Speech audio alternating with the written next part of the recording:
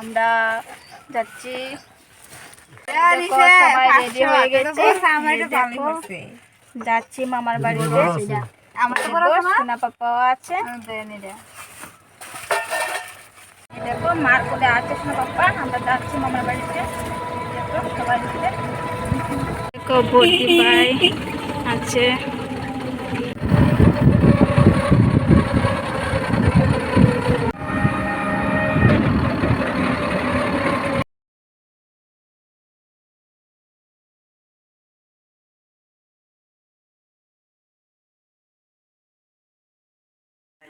পড়াশোনা করবো কথা বই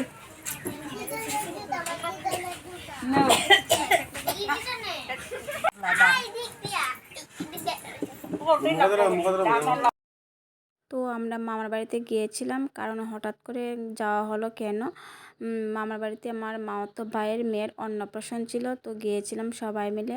তো ওইদিকে মা বসেছিল, আমার বাইজিকে নিয়ে বসেছিল। তো ওইদিকে মা মেয়ে আশীর্বাদ করে নিচ্ছে, সবাই একের পর এক আশীর্বাদ করে নিচ্ছে। আর দেখো কি করছে, তো ওইদিকে মামাও আশীর্বাদ করে নিচ্ছে। তো ওইটা হলো আমার মামা, আর আগে যে আশীর্বাদ করেছে আমার মামি। আর দেখো কত কিছু খাবার দিয়েছে, তো দেখতে থাকো। তো আমরা সবাই মিলে গিয়েছিলাম, তারপর খাওয়া দাওয়া হলো। কিন্তু খাওয়া দাওয়ার সময় মোবাইল ছিল না আমার সামনে, তার জন্য আর ভিডিও করতে পারিনি। তো রান্না করা হয়েছিল মাছের ঝোল, বেগুনি, ডাল, মুড়িঘণ্ট, মাংস, মিষ্টান্ন, তারপরে মিষ্টি ছিল। বেশ এতটুকু রান্না ছিল। আর আমি একটু ড্রেসটা পরেছি, কেমন লাগছে প্লিজ কমেন্টে জানাবে।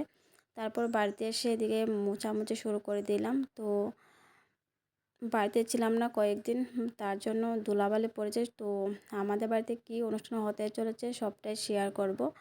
তো বন্ধুরা ভিডিওটাকে স্কিপ করে দেখো না, ফুল ভিডিওটা দেখো। যদি ভালো লাগে প্লিজ লাইক কমেন্ট শেয়ার, অবশ্যই নতুন বন্ধু হয়ে থাকলে চ্যানেলটাকে সাবস্ক্রাইব করে পাশে দেখো।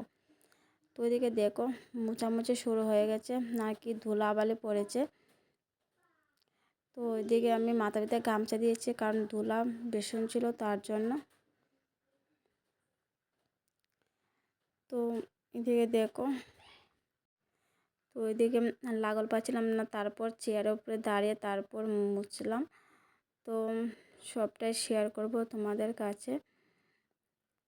তো ওইদিকে দেখো কি অবস্থা হয়েছে, ধুলাবালি পরে একদম নোংরা হয়ে আছে, তার জন্য আবার পরিষ্কার করে নিচ্ছি।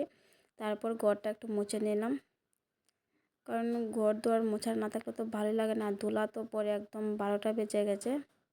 তারপর এদিকে উঠানটা একটু ঝাড়ু দিলাম।